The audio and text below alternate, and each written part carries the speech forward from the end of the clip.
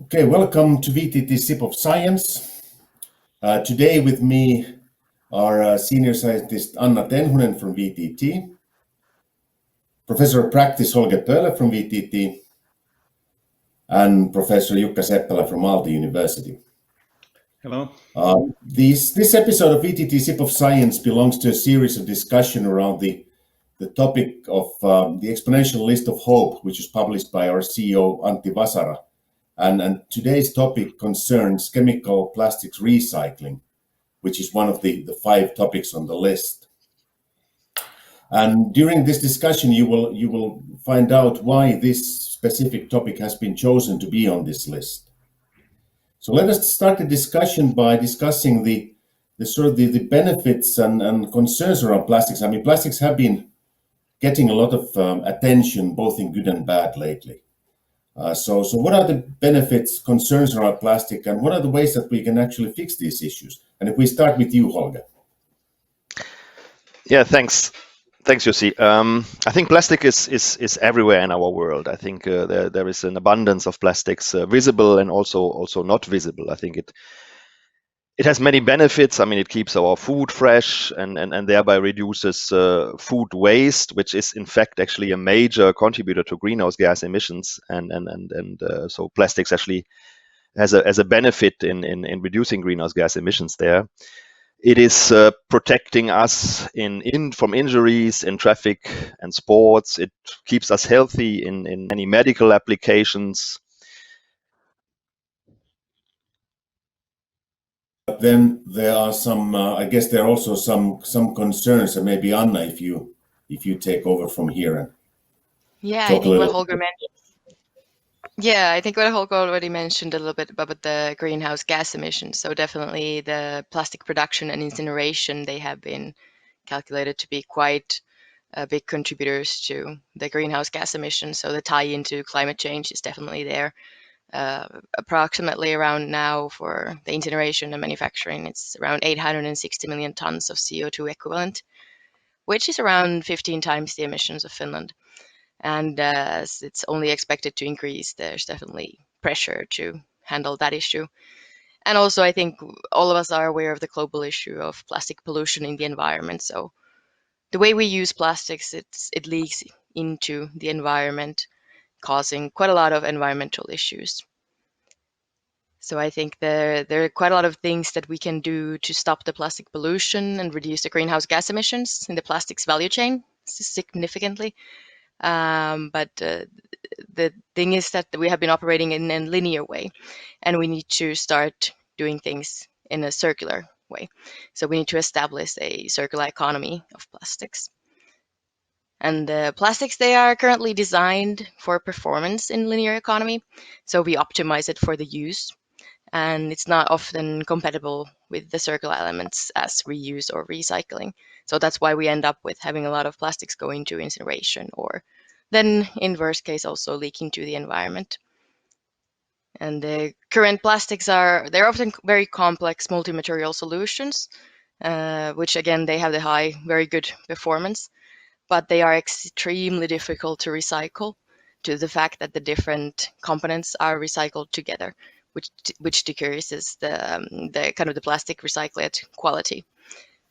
And here we need different proper sorting and separation. It is essential that with the monomaterials or material structures, we have to have easy separation of the individual components to improve the recyclate value, so that we can make good products of the recyclates from recycling. Okay, so it seems that there's a lot of things to do, both in sort of design and materials, and also on the systemic level, and we'll get back to that a bit later.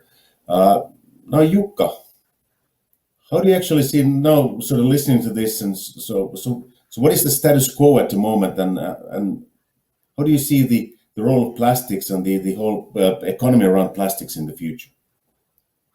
Well, I very much agree what was said by Holger about good reasons for the wide and very huge use of plastics and increasing use of plastic. It is it is essential part of our modern society. In many cases, it's like unbeatable in combination of economy, technical feasibility, and in many cases also if we consider environmental aspects. But at the same time, it's very clear that it has its problems. It is very much based on fossil resources and based on linear economic kind of principle. We should, to my mind, close the loop. We should prioritize in the repertoire of properties the end of life scheme for plastics and plastics products, and do the best to understand the end of life and the whole life cycle of plastics to implement circularity and sustainability. Maybe also we should more and more investigate possibilities to use renewable feedstocks to make plastics. Okay, so we are now getting this sort of a end-of-life design, linear, circular. So if we sort of get into the basics, Holger, and start talking about what are really the elements of when we start thinking about the circular plastic elements. So what does it actually consist of? Yes, thanks, Jussi. We have presented or prepared a short slide to kind of demonstrate the kind of elements of a circular economy, and it very much contains the elements which Anna and Jukka were also listing. So we want to go from a linear plastics economy to a circular plastic. So the main issues we are dealing with are, as we discussed already, is plastic pollution and greenhouse gas emission. So we want to stop plastic pollution and we want to go towards carbon neutrality in a circular economy of plastics. If we start with the plastics pollution, how can that be achieved? So next, if we look at element in a circular plastics economy is to ensure that plastic stays simply longer in circulation, and this can be achieved in any circular economy through reuse. We need to make sure that we can reuse our materials and articles in the plastics economy similar.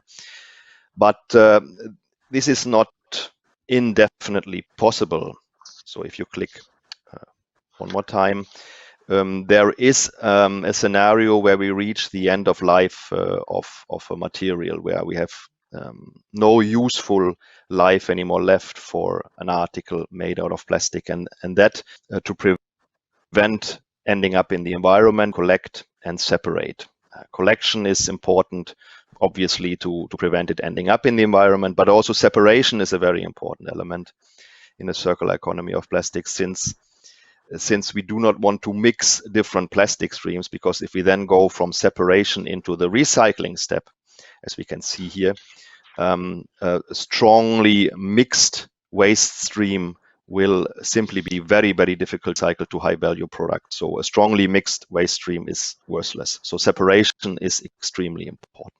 So this is one part, fixing the plastic pollution. We go one step further now, next to the stopping the greenhouse gas emission and going towards carbon neutrality. We need to, as Jukka said, we need to go to renewable feedstock, and one very important element of that is, of course, bio-based feedstock.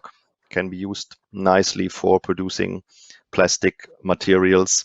Next, we can see that we need to look at recycled feedstock. This will be, I think, a big part of our discussion today also. So recycled feedstock meaning utilizing chemically recycled building blocks out of plastics to make new plastics. Next, another element which is maybe a bit further out in the future, but we believe will be also a strong element of a circular economy of plastics, is carbon capture and utilization. As I said, the technology there is maybe a bit still out there, but I think in the future it will be important to close the loop. And next, it is very important to understand that the recycling industry is energy intensive. So we need to make sure that the energies we are using in recycling plastics is actually clean.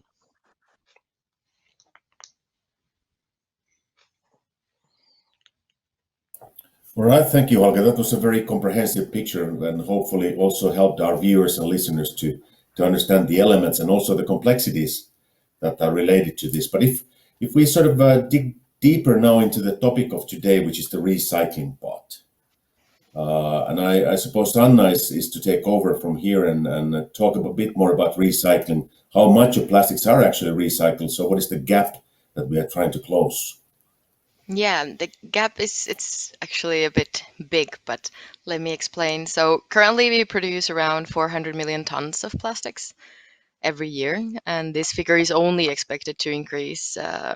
So we're talking even up to 1,000 million tons by 2050.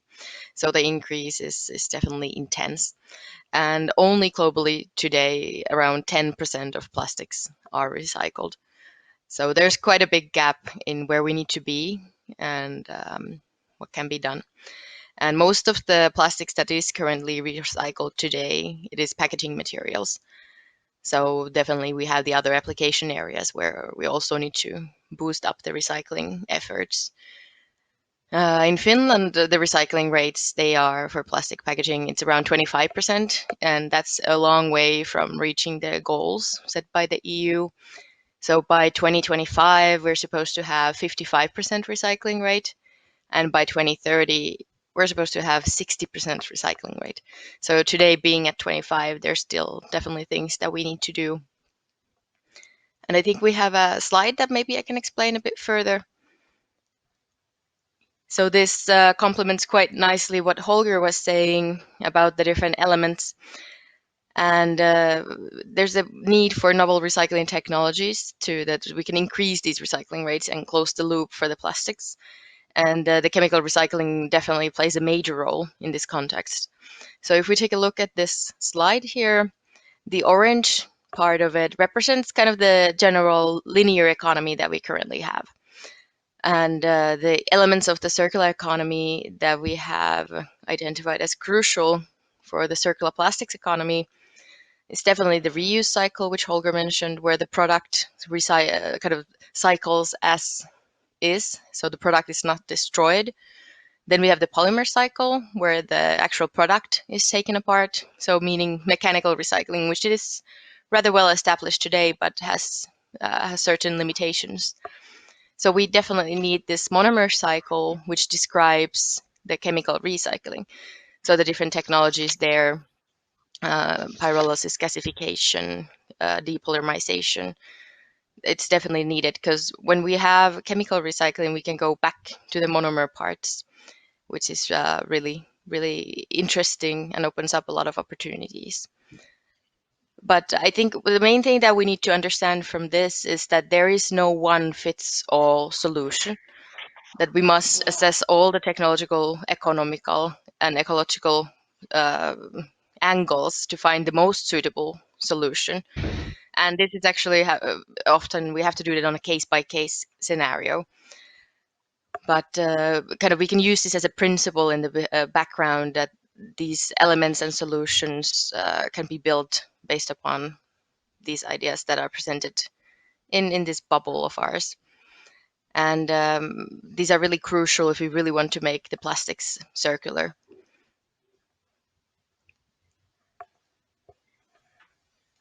Okay, thank you, Anna. There was a polymer cycle, there was a monomer cycle, there was a lot of cycles, and I wonder if it would be sort of worthwhile to sort of dig a bit deeper into these options and what do they actually mean, and especially the chemical recycling, which was sort of kind of hidden in that picture. So maybe if Jukka, would you start on trying to explain what it actually means?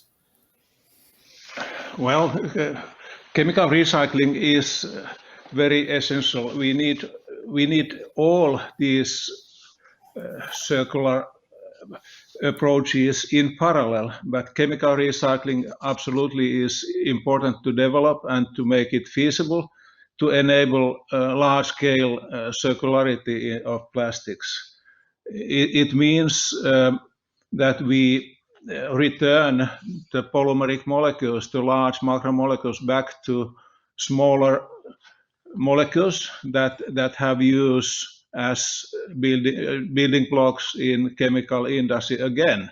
So maybe in the best case we could make them again back to polymers and plastics. So this is very interesting option. It is already technically available. There are plants doing pyrolysis, but what we still need to do is to develop its efficiency, technology, logistics, of course, to collect the right fractions that can be chemically recycled, and also to make really feasible high conversion plants in large scale. Could we just somehow, to make it also sort of clear to our viewers, when we're talking about, there are already plastic being recycled, and that's what I guess is called mechanical recycling. Right. So could you just sort of quickly explain, I mean, what are the benefits and limitations of mechanical? Why do we actually need this additional step? Why isn't mechanical enough? Maybe Holger, would you care to answer that? Yeah, I think as you're absolutely right, Jussi. I think when we talk about plastics recycling nowadays in the public, especially, I think we mainly talk about mechanical recycling, and I think this is a very, as Jukka correctly said, a very feasible way of recycling plastics. But there is a certain element, or a certain, let's say, a property of plastic materials which makes mechanical recycling not endlessly possible, and this is a degradation behavior. So I think plastics degrades during its lifetime, but it also degrades actually during the mechanical recycling process. So depending on the plastic type, typically you can say that something between 3 to 5, maybe sometimes in very good cases you can go up to 10 cycles, but after that mechanical recycling is not anymore a feasible way. And also many, as I mentioned already, many waste streams, plastic waste streams are mixed, and if you plastics in a chemical or in a mechanical recycling process, you get worthless recyclate out of that. So there is a need, in order to close the loop further, there is a need for other recycling methods. And chemical recycling is, we believe, the way to go there in the future. It implies, as Anna mentioned already, it implies that the polymeric chain is broken down into its building blocks. Initially, if you look at this, it is energetically, of course, unfavorable if you compare it to mechanical recycling. In mechanical recycling, basically remelt your material. In chemical recycling, you need to put a lot of energy in there to break it down. However, considering all the shortcomings of mechanical recycling, that it cannot be done endlessly, and also due to the contamination aspects of mechanical recycling, these shortcomings are not there in chemical recycling. So therefore, I think chemical recycling needs to be developed further in order to close the loop. There are a few elements, a few different ways of breaking down. You can break down the polymeric chain through depolymerization, which is like the chemically opposite of the polymerization process. It's a very elegant way of transferring the polymers into the monomer, but it's only applicable for a very limited group of polymers. Much more versatile is thermochemical recycling, pyrolysis or gasification processes there to mention. Here we use energy, heat, to break down the polymeric chain into useful building blocks with small amounts of oxygen, and then have many means of making useful products out of these thermochemically recycled plastics. So if we're getting back to the sort of the logistics, the sorting issue, what I implied from your answers is that actually the plastics are not a single, so it's not a single material. So you actually have very different plastics, right, different polymer structures, which are then sort of suitable for different types of, I guess, recycling methods when it comes to chemical recycling. So what does it mean for me as a sort of consumer or the industries? How much do we need to do sorting based on this, or are there certain technologies that would sort of make it even easier from the let's say the individual or the business perspective, that they would sort of take in more varied quality of plastics? Who wants to answer this? Anna? Yeah, I was just thinking that actually there are some indicators that chemical recycling can put actually less stress on the collection system, because it's possible to recycle more heterogeneous feedstocks than for mechanical recycling. And from kind of the separation side, there's definitely technological solutions that are being developed. For example, in VTT, we are now developing this sensor system where we are actually trying to look beyond the surface of the plastic to see that what kind of additives it has, for example. So in certain plastic types, you, for example, use these brominated flame retardants and these bromine-based components. They are quite hazardous to health and environment. So it's important to take it out to enable kind of new circular loop for these materials. So we're trying to identify the bromine content in the plastic mixture. So there's definitely, like you said, it's a huge range of different polymers and a huge range of different additives used, and these all affect how the plastic can be recycled. So that's definitely a good upside for the chemical recycling, since it's not that picky. So basically also sort of stresses the point that actually everything starts with the design. Yeah, you have to definitely. Start designing your plastics from the circularity point of view when talking about these additives. Yeah, I think definitely the linear economy that we have, it is very well designed for the use phase, but there has never been built in intensive for these plastics to be recycled.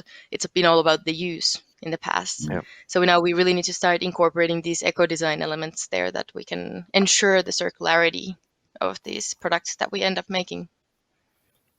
Jukka, yes.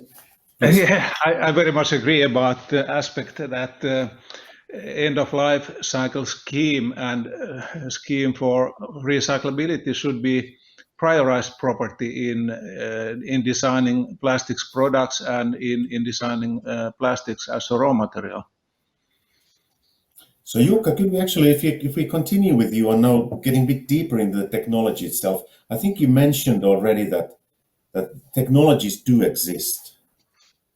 Are they in commercial use? So where are we actually in the development of these chemical recycling technologies? Yeah, well, as I said, there are different mechanisms in chemical recycling. In few cases, it can be very selective depolymerization, but that is only a fraction. Mainly, we speak of pyrolysis, that is like decomposition based on heat and possibly also catalysis. So we need to understand the breakdown mechanisms in pyrolysis to optimize towards high conversions, high efficiency and as good selectivity as possible. Also towards like energy efficiency in this respect. So there are engineering aspects, but there are also fundamental chemical and chemistry-based inventions to be done. For example, to my mind, like in the field of catalysis. Mm-hmm. And then are we already seeing some sort of action on the market? Holger, you've been sort of following the industry. So what's going on in the industry? Yeah, first of all, I very much agree. I think with what Jukka says. I think this is exactly the where we need to go, and I think this is also what's actually happening in the industry now. I think it's important to understand that the technologies we are talking about, so the basic technologies like pyrolysis and gasification, they are around for decades. So this is nothing new. I think what we are doing now, and not only us, but what's happening also at major players in the chemical industry, like we have in Germany, BASF, here in Finland. I think Neste is working on this. I mean, we are tuning this technology for chemical recycling of plastics. I think also big companies in the plastics value chain are doing this. I mean, if you look at plastics producers, they are integrating these technologies into their processes, and this indicates for me very clearly that this is the future direction for a circular economy of plastics. If we ever want to close the loop, we must make chemical recycling work, and I'm pretty confident that we will be able to do this in a few years' time. Are there any sort of what are the biggest hurdles, the biggest obstacles still remaining, or is it just sort of business as usual? Given enough time, this will become reality. Yeah, I think it's in a way. I mean, you can always say these are engineering issues which needs to be fixed, but this is maybe making it a big too simple. I mean, we need to be honest. I mean, in a way that we need relatively high investments still for this. So you need critical volumes in the plastic way to make it economically feasible. But I think this is always when you introduce a new technology into the market. I think you need to overcome this, that it's initially expensive, and then with getting the volumes up, I think this starts to make more and more sense. But there is also, I think there are also regulatory aspects which need to be fixed. I think there is something which BASF promotes very much, is so-called mass balance approach, which allows actually to follow up the recycled content of new products, I think, which is a very smart way of tracing the recycled content. And I think this gives for us a very nice measure of being able to show how much of plastics is actually recycled. Maybe not into actual plastic products, but maybe into another useful product, but still as part of a circular economy. Maybe a last element which is very important is the relatively high energy demand you have for these processes, and which this is very often listed as from critics as an issue. It is an issue as long as the energy is coming from fossil sources. As soon as we have clean sources, and this is something where the world is working on as well, I think this is not an issue anymore. So I think it's critical that the energy for chemical recycling is eventually clean energy. So Anna, you've been working with the packaging industries and also the brands that are close to the consumers. What are the sentiments are they actually? Do you know what are their feelings about recycled plastics, and would they be a preferred option for them? Yeah, I think definitely if you look at, for example, food packaging, there's a very strict regulation to be met that what kind of polymers you can use. So you definitely cannot, it's an absolute no to ever compromise on the food safety issues. So I think that's why the chemical recycling especially is very interesting for the brand owners operating in food packaging area, because you can in a way produce virgin-like monomers through chemical recycling. But I think definitely the demand is there. You can see a lot of different initiatives through circular economy or in the field of circular economy. For example, Ellen MacArthur Foundation, they have these different initiatives which have gathered a lot of different actors on the fronts of actually establishing the circular plastics economy. So definitely there's an interest. And Jukka, you want to add? Yeah, you see, if now would be possible to show one slide that I reserved for this discussion, namely in speaking about what is needed to enable circularity in terms of plastics. We do have one large strategic Research Council project, Value Biomat, where Aalto and VTT, plus also University of Lapland, are investigating in a very multidisciplinary way the circularity of plastics. And there, in that collaboration, it's become very clear that it's not only about technology and chemistry, even though I'm chemical engineer by education, but I understand, and it's become very clear in this collaboration that it's about incentives, regulation, and business models also very much to make this working in large scale. We need all these, not only technology. So if you have interest, please have a look on the Value Biomat web page. Another that we need here very essentially is the best scientific knowledge. And as an example, I can say that I've been participating in 2 European level science-based advisory mechanisms. One is EASAC's working group on plastics packaging and its circular economy aspects. Please have a look if you have interest in this. It contains very multidisciplinary vision to the field, plus plenty of citations. And another one that will be published soon is SAPEA science-based working group report on biodegradability of plastics in open environment. By the way, there one of the key conclusions is that open environment degradation cannot be used as a substitute to poor waste management. So we need really to take care of circularity. Thank you. Now maybe we can close the slide. All right, thank you. So basically, if I'm sort of summarizing to a certain extent here, that we definitely have the sort of the need from the, of course, there's the societal need, and all of us have seen the sort of huge amounts of plastic sort of floating on the sea and then being on the shores. So we need to definitely be stepping up on collection and then sort of also the sorting part. And people want it, consumers prefer it, there's technologies available. So would you then agree that this could be a start of a sort of major industry? Absolutely, it is so. We have clear indications that major industries already have expressed interest to use this as a like positive opportunity for like sustainable good business. That is absolutely a good opportunity. So is there an opportunity for the Finnish industries?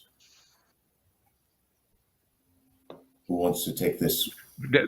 Definitely, we, as Holger said already, that also Finnish-based companies have expressed interest in this to implement like circularity in the production and combine that maybe together with renewable feedstock utilization. So we need all these in parallel, and definitely Finnish industry is in front line, and they have good knowledge in this field already. And I guess the thermochemical methods that were at one point also mentioned, like pyrolysis gasification, there's a lot of knowledge here in Finland, and also industrial players that can do that. And what need to be added is that we need a very in-depth basic research background for this. Said about already about catalysis, it's about organometallic chemistry and organic chemistry to understand the polymer degradation mechanisms, polymer chemistry to understand also the same. It's very, very multidisciplinary thing, and as I said, also we need to do more and understand very well the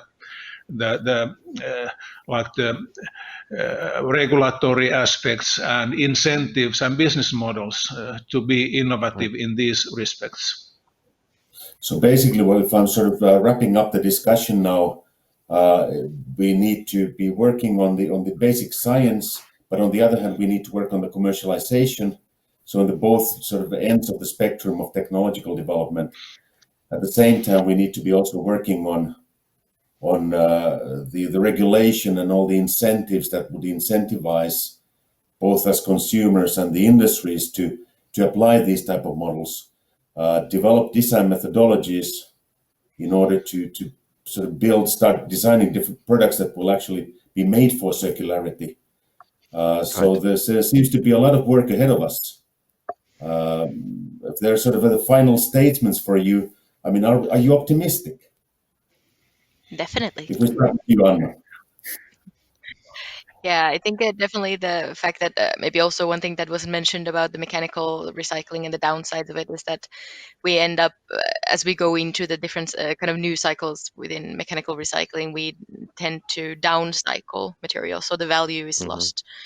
So definitely with the chemical recycling, as we can go back to the monomers, which are the basic building blocks, we can actually create high value products. So in circular economy field, we like to call this kind of like the bucket syndrome. If we just recycle material without making sure that it's high in quality, we end up just making a lot of different buckets. And we definitely need high value products. So I think it's definitely it fits into the puzzle. It's a missing piece of the puzzle currently. The missing link. Yeah. Okay. Yeah, it's the missing link. Jukka, do you any sort of final? Yeah. Well, my conclusions are that it's as said already clearly that plastics are so central in our modern life, and that they have so many positive aspects that we absolutely need to solve the problems. We need to implement circular economy.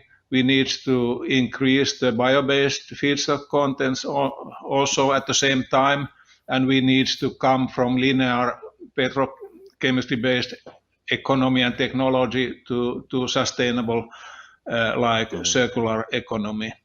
At the same time, in this, we need, and developing new solutions, we need to understand very much better and very clearly the life cycle of the whole value chain in from all the aspects and on all the stages. And that is very essential, and it's not at all completely understood at the moment.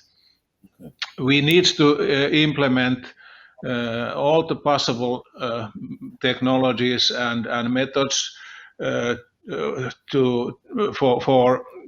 circularity, where chemical recycling is one of the most promising and realistic in large scale. Gasification and pyrolysis is the technology. It needs still to be developed, as indicated in this discussion. We have big opportunities in making it more efficient, more high conversion and selective. Catalysis is maybe one of the key techniques there, but we also need to better understand the engineering solutions and also the collection, incentives in collection, regulatory aspects, and also these positive business opportunities that enable the thing. So these needs to be done at the same time. There are good actions ongoing in Finland, in universities, in VTT, but also in the industry sector that for sure in the coming years make this possible. So we need science-based and evidence-based solutions, and I'm very confident we can reach positive solutions. I don't know if there's Holger. If there's, I guess this was a very sort of comprehensive summary of actually the whole discussion. What could be the role, Holger? If you just finish it, what is the role? Because this requires also some knowledge and understanding from the decision makers' point of view, because they are the ones that are designing the policies and such. What is our role as a science community in that?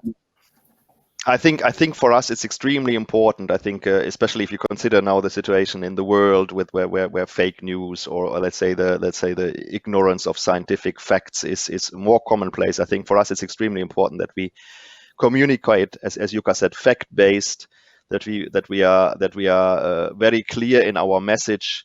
And I think these kind of events we are doing right now here, I think also helping to understand that what is technically possible, what is possible from an engineering point of view, what is possible from a science point of view, I think it's important for us to make the message clear, to make it understandable, but also to be, let's say, realistic with what we can do in a certain time frame. And I think we at universities like Aalto or at research institute at VTT are in the position to do this. And therefore, I'm also hopeful that clear communication, clear messages, fact-based communication is bringing us closer to a good solution. Thank you. This was actually a perfect ending statement for this discussion. I want to thank all you listeners, and I want to thank, of course, Anna, Jukka, Holger for being with me here today and discussing the chemical recycling plastics. And hope you'll enjoy our little chat, and bye now from the studio, and join us again. Thank you.